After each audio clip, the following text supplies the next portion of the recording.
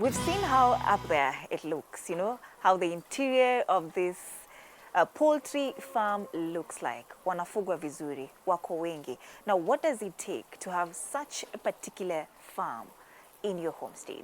Karibu sana, and thank you so much for hosting us. And this is AgriTalk. We are very happy to have you here as one of your guests. So kindly introduce yourself to our viewers, and we start from there. Okay, I'm Anne. Yes. And my namesake. Poultry farmer. Yes. You know, when you told me you were Anne, I got so excited for once. And you know, it's also Anne with an E. I love to make that banter. Sure. So, Anne, I want us to start from this particular point. Okay. As a poultry farmer, where did you get this inspiration from to just start off with kweka kuku? Okay, it started a long time ago because where I was born, kulikuwa na poultry farmers and they were doing very well. So immediately I finished my college, I layered some for my parents. So from there I found it was good because it could cater for them. Yes. The ones you borrowed from your parents, how many were they? Maybe I can also just steal this idea and go home and take some from my mother. In fact, there were only 100. Yes. 100 is a lot. It was only 100 that time. Yes. So when you were taking these 100, which one were you selecting per se? Ulikuwa unachukua wale kienyeji, broilers, ama layers? In fact, they were layers. All of them? Yeah. And right now, of course, tunaona uko na kuku wengi sana. Which breed do you have here in your farm? Is it the layers, kienyeji? They are layers. They are layers. Normally we do with layers. Yeah. Only? Yeah, only layers. Why not broilers or kienyeji? Okay, the problem with broilers, it is the marketing. Unless you have somewhere to sell, immediately they mature. That is the main challenge. And because I have never layered them, so I don't have the experience of them. Like as I hear from the other farmers, they have the challenges of marketing the broilers. Yes. So you have to look for the market. So when they are ready, you sell immediately. Otherwise, if they go beyond that, inakuwa hasara tu kabisa. And now that you talk about hasara, hiyo inakuwa hasara kubwa kabisa. Ni hasara gani ambazo wewe ukianza you were seeing in your biashara sana? And how did you manage them when you were starting? We'll come back to how now you are managing the challenges that maybe you have. But when you were starting, how was it like? Okay, when I started, I found it was good. We started with only 350.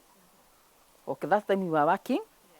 And I was catering for those chicken when I was still working.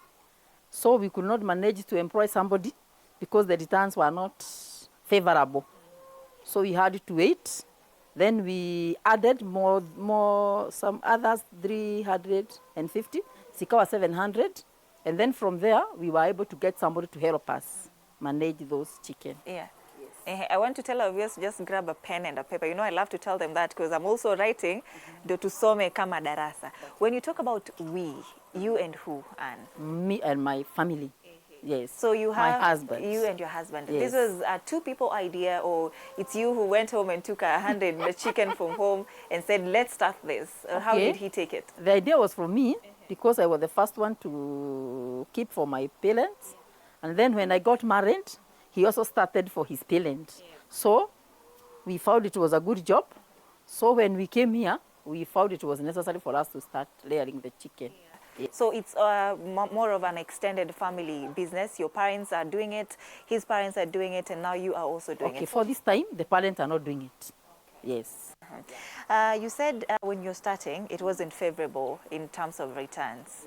Yeah. So how exactly were you doing then, and how did you now come to a point where sasa sahi umeanza kuona mazao yako ni mazuri sana? Okay, now with the chicken, the fewer they yield, the lesser the return.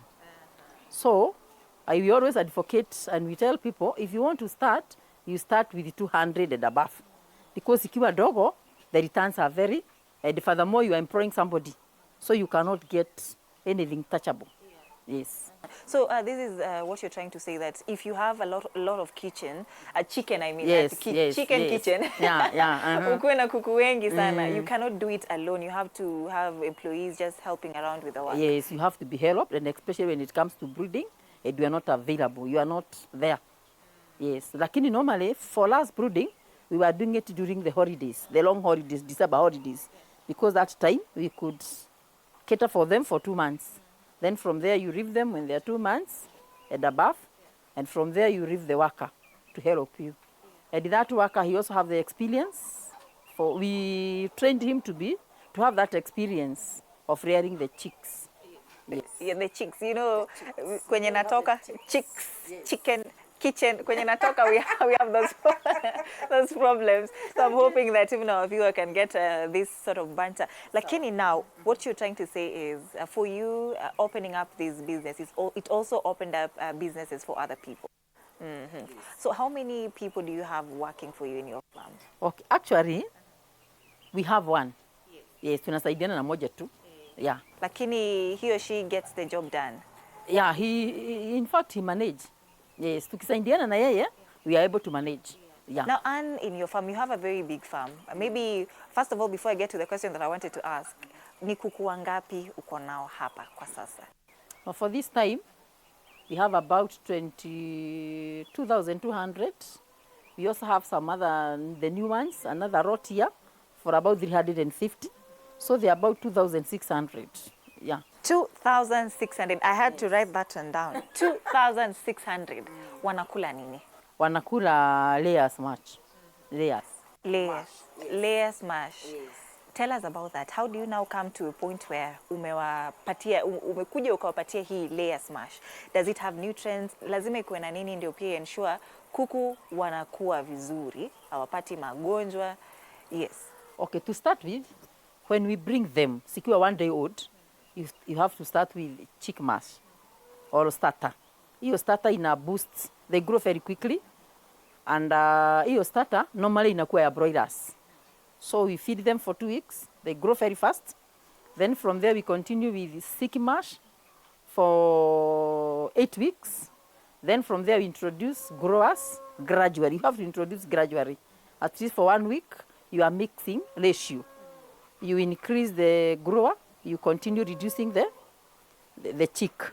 Then from there, when they start laying, now you start with layers, and also you have to do it gradually. Yes.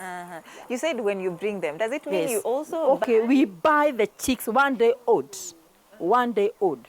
Yes, from the hatchery. Yeah. So does it mean that the ones you have wanna lay eggs kidogo ama what exactly? No. The ones we have, we cannot have them to be the chicks because they don't have the cocks. The eggs are not fertilized. Yes. So huwezi wapeleka ama huwezi waletea cock wapate. Lakini no, like these ones you cannot. You cannot. Yeah, you cannot. They are very mini.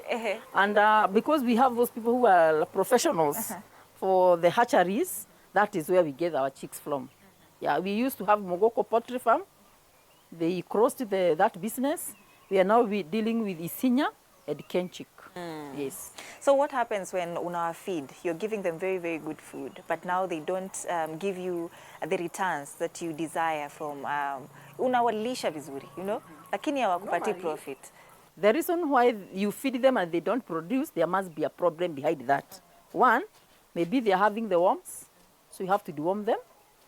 Maybe they're having stress. They also get stress. Especially now this time, the weather change, it made them to drop the production. That weather change. Now also, when they are sick, if they are having any problem with sickness, they reduce the production. Yes. So you have to monitor. Very early in the morning, I have to check the droppings, how they are. You check any sign of any sickness. Yes, because dropping inakusaidia sana kujua whether they are having problem or not. Ukiona iko reddish, iko na shida ya coccidiosis. Ukiona ni greenish, iko na shida. Ukiona ni yellow, iko na shida. So early in the morning, I have to check the droppings. Yes, and also how they behave. You know, normally they are very active. Ukiona they are not active, some of them are bedding their heads. Some of them, the comb is becoming whitish. Unajua siko na shida. Yeah. Now, what do you do in such a particular case? Do you now, what cook we them? normally do, we call the vet. Okay. We have the veterinary doctor, anakuja anaangalia, and then anakuambia shida iko wapi. Lakini because we have the experience, sometimes ukiona dropping kama ya rent, you already know the problem they are having, so you buy the medication and you give them. You just treat them by yourself. Yeah.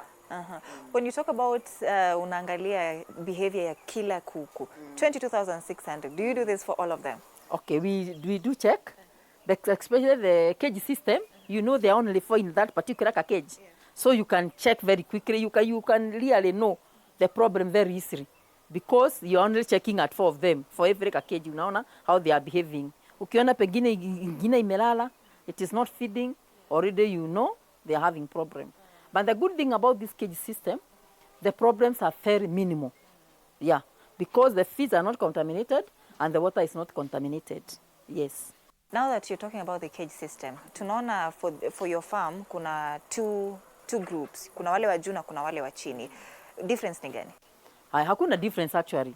It's only we had to keep more. So instead of having this house, 2 houses at the spaced, now tuliona hii title deed, wacha tuipeleke juu tuwe na title deed ya juu. Now you have to compete with the height now. Yes. Hakuna difference. All right. And ukianza ni nini ulikuwa unafanya mbaya ile yenye unaweza ambia a farmer who is watching us right now na anataka kuanza, unamwambia I did this wrong, so you don't have to do it because I'm here to tell you don't do it. Okay. Now one, it is the management. As a farmer, if you don't check, even if you have somebody who have employed, you have to be there for that, because you cannot trust somebody 100%, and pengine huyu mtu hana enough experience. So you have to be there to manage, and you know where the problem is. Now the other thing is about the feeds. You have to make sure that your feeds are the better one, the best one. Yes. And to make them best, we normally buy the raw materials and we mix. Yes, so that you can know this one is available. Ingredient, this one is not available. Like so. Yeah. You know, there's this myth ati kuku akiwa mgonjwa ufai kukula huyo kuku. How true is that? Actually, you are not supposed to consume it. Why? Yes, because some of the problems, some of the diseases, they can be passed to the human beings.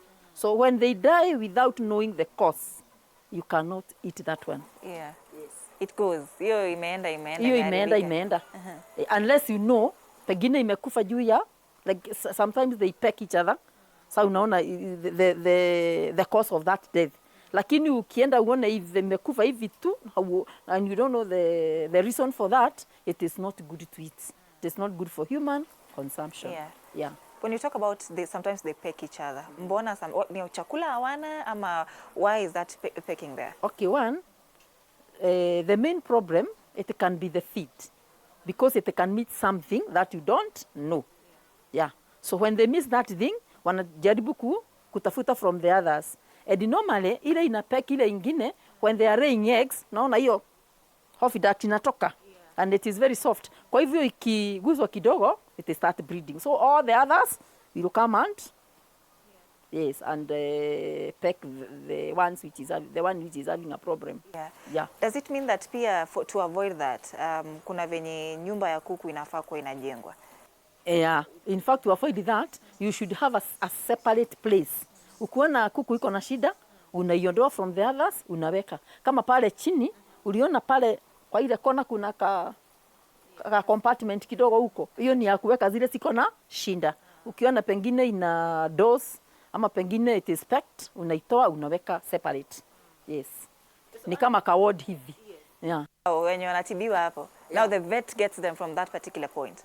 Okay, the vet. Yes, when he or she gets here to just check on the poultry that you have. Your compartment umewaweka hapo. Yeah, ni lazima angalie na nimwambie the reason why nimeweka huko. Okay. So after when they die and you don't know the cause of the death, you have to consult the vet. Anakuja anafanya postmortem, anajua shida ni gani, pengine anakupatia medication ama anakuambia what to change. Yeah. So when they die, they treat that poultry ndio iweze kuliwa ama ifanyike aje once the poultry is already dead?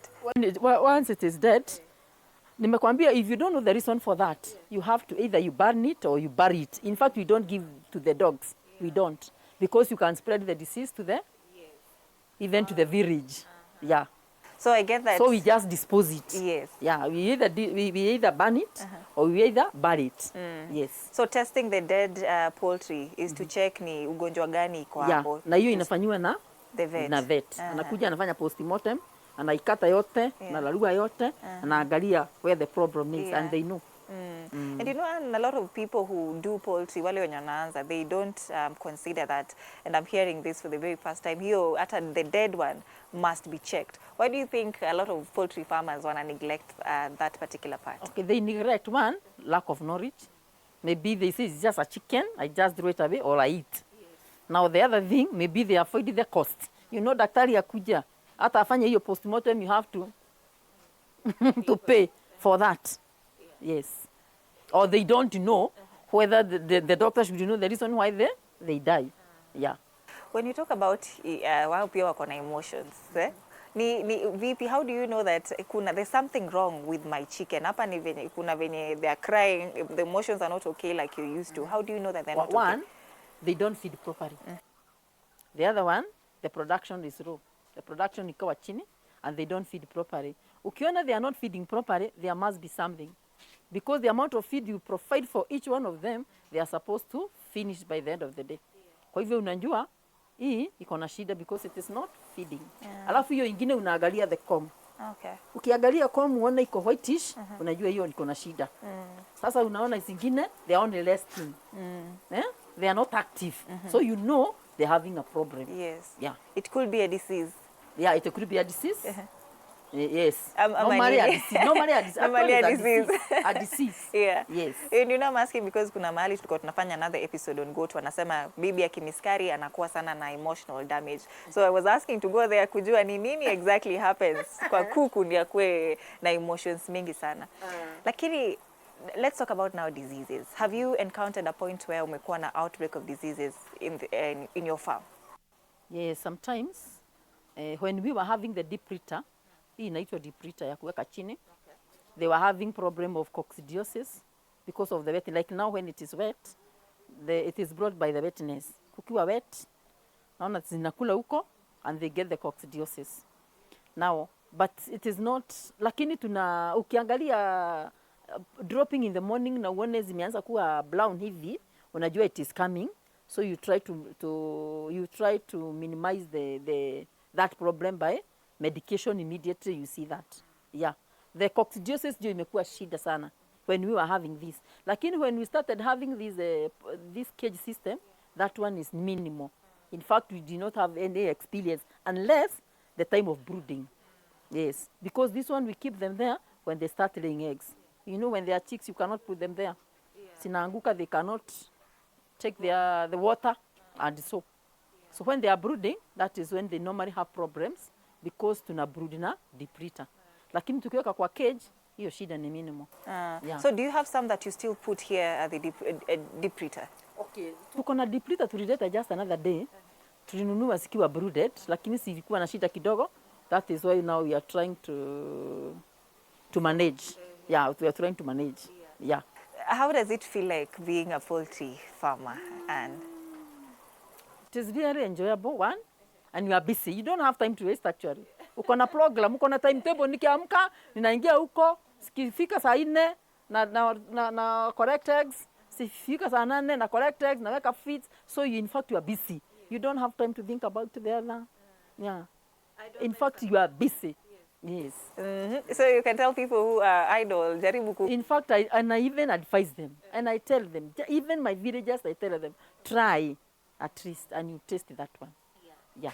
Unajua tukija hapa, we were being told that in this particular region, we are in Murang'a, that mnafuga kuku sana, lakini this place is very, very cold. So how do you manage that now that kuku hawafanyi vizuri sana in cold weather? Okay, now the problem inakuja wakati wa brooding ikiwa cold, lakini wakati wa brooding we try to make the house as warm as possible provided the aeration is okay.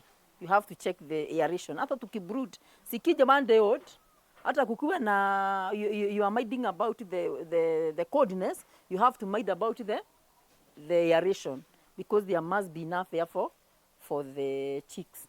Otherwise when they are big, they don't have the problem. Actually, they don't. You know, the feathers protect them. Yes, so they don't have the problem. Actually, they don't. So what do you use to keep them warm? Is it jiko? Ama there's just something when we are brooding, tunatumia jiko, and also we use electricity. We have those bulbs kuna bulbs Subrooding, yes. And what are the key requirements before starting a poultry farm? Lazima nikuwe na nini kwanza before even having that idea of just setting it up? One, you have to be prepared mentally.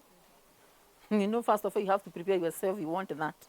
Now, the other one, you have to you have to build the poultry house because you cannot bring them and you don't have anywhere to take them. Now, the other one, you must have a capital.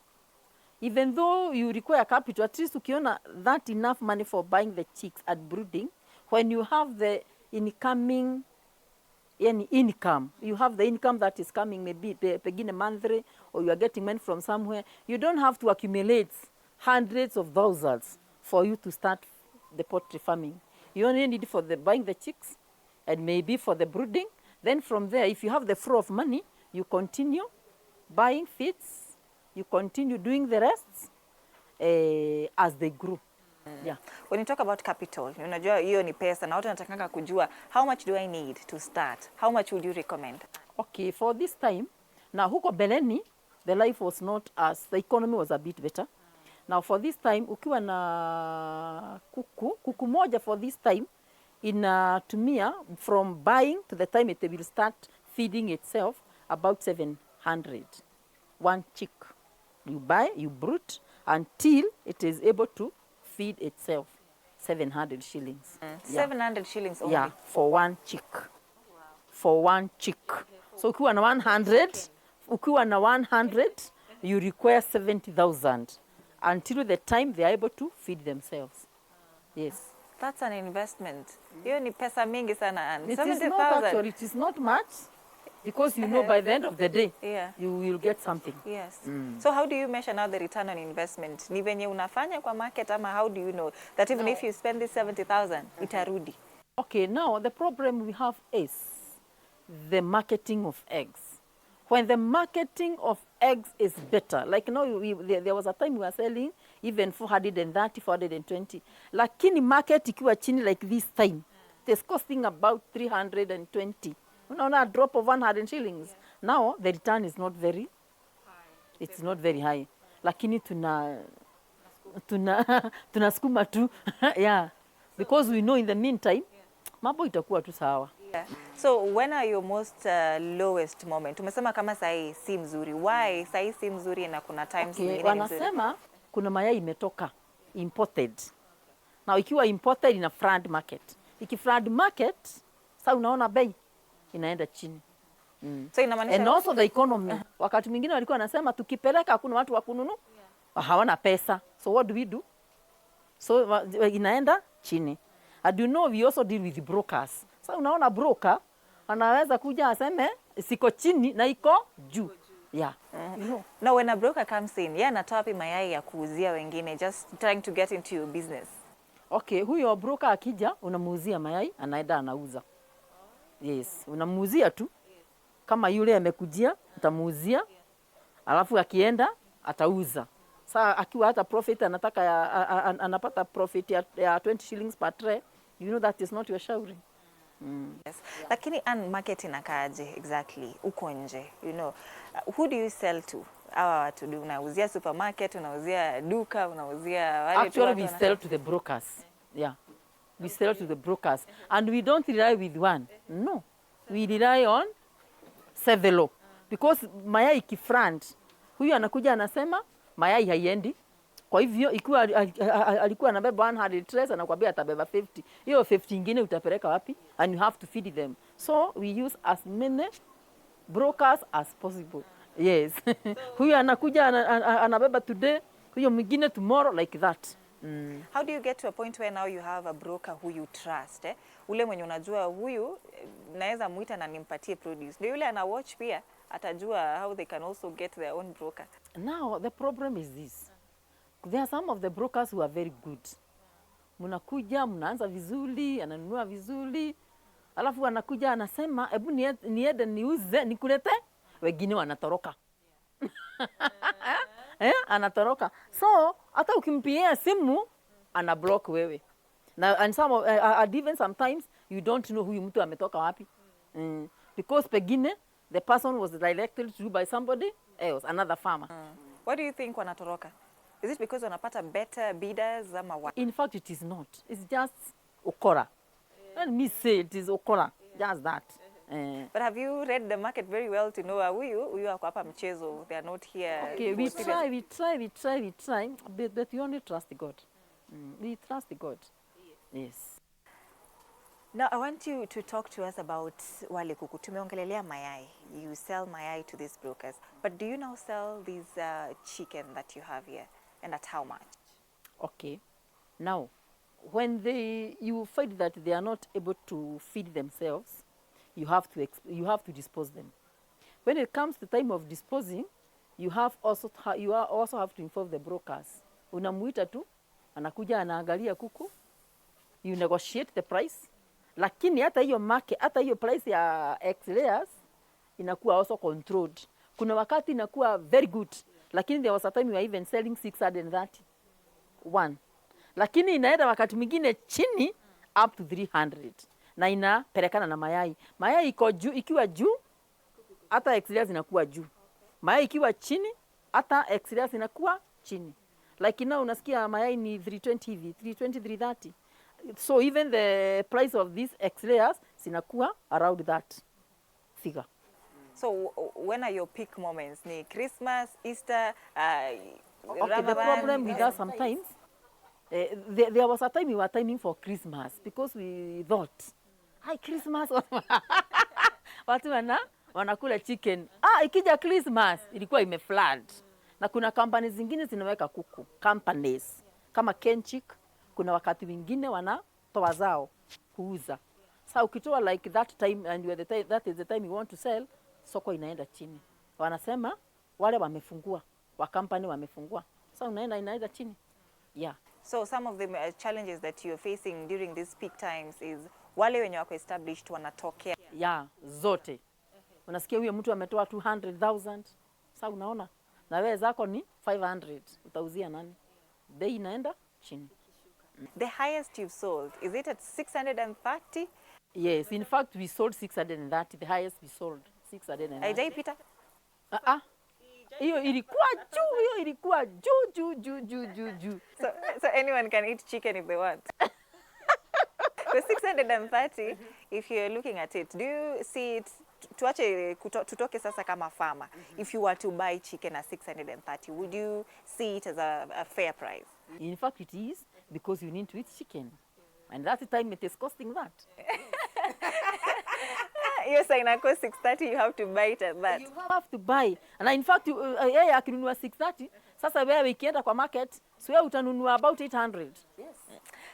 So sasa tukuje to how do we now choose the best breeds, ile yenye itanipatia productivity nzuri kabisa. Farmer anawatch anataka ajue atakuja na broiler, atakuja na kienyeji, atakuja na layers, or do you think it depends on where somebody is? No, that one depends with the person, because there are some people who like having the broilers. Kuna watu who like having the kienyeji, lakini sisi tunataka layers. Yeah. Layers works best for you or for people in your area? What do you think? Okay, in fact, around we have the layers. Yeah, we have the layers. Normally, we have the layers around. There are very few people who have the broilers. Apart from, you talked to us about one disease that really affects your poultry. What do you think, or what do you see as some of the diseases that are affecting poultry sana, and that you know that are manageable? Ama ile yenye unasema hii ukiona na mmoja, you have to know that you are in danger. Okay, let me say, to be successful in farming of the poultry, you must follow the immunization schedule, vaccination. Ukipatia vaccine properly, those diseases, akina Newcastle, for typhoid, guboro, they are controlled kabisa. Yeah. And you follow the schedule completely. Ikiwa ni 8th day, unapatia 8th day. Ikiwa ni 14th day, unapatia 14th day. Tuna hiyo program ya vaccine, and we follow it strictly to the letter. Take us through that schedule that you're talking about. Kutoka mwanzo, ile time kuku anapatiwa vaccination yake, hadi mwisho. When does it start? Okay, in fact, it starts, zikitoka hatchery, wanasema they are vaccinated. Okay. Then from there, sikija, the day, unapatia vaccine. Inaitwa guboro. Another after 7 more days unapatia another one inaitwa guboro. From there unapatia Newcastle stroke IB inaitwa Newcastle stroke infectious bronchitis. From there unapatia guboro, unaona? Then sikifika 6 weeks hivi, 6-7 weeks unapatia Newcastle na full typhoid. Then from there sikifika 3 months unapatia Newcastle. But you are supposed to have for the Newcastle after every 3 months. After every 3 months unapatia Newcastle. After every 3 months unapatia Newcastle, because Newcastle is the most dangerous disease for the chicken, because you can lose them within a day, almost all of them. Yes. All right. They die. Yeah. Wanakuacha ukiwa Ukiingia huko unatoa 10, ukiingia tena unatoa 50 hivi. It is a deadly disease. And tukimaliza, what advice would you have for somebody anatuwatch sahi anataka kuanza na kufuga kuku? What would you tell them? Okay, one, I tell them it is a good business because I have that experience. And the poultry farming, you don't get a lot of money. Now, the problem is, when you start selling eggs, unaona umepata a lot of money. But that is not your money actually. You must know it is for the chicken because you have to feed them. Sasa yako return yako si kubwa hivi, lakini you have something for learning life. Kwa sababu unajua hata ukinunua a bar soap, you don't use all of it at the same time, unatumia ka piece. So unaona? So whatever you get, you know, this one is for the chicken. Mine is just a fraction of that. Yes. Because that is where the farmers fail. Anauza mayai, anasahau zinakula. Now they are underfed, they don't produce, they start complaining my chicks are not producing. The production is like this, they're feeding. Because they have to be fed properly. Yes. And you train people about poultry farming, tunafunga. But how can we find you if they want to now come learn more about poultry farming? Okay. Yes. You can also give us your number. Okay, my number is 0724 421 106. Yes. Where can we find you? Keguaya, Keguaya Village, Iviro Location, Kadara Sub-County, Murang'a County. Yeah. All right, asante sana Anne for having us in your farm. We are hoping tutatoka hapa na kuku and we are going to show you evidence. Thank you so much for watching. That's it for this 6th episode of Agri Talk. That is Anne from Murang'a County. Thank you so much for watching and see you on the next episode.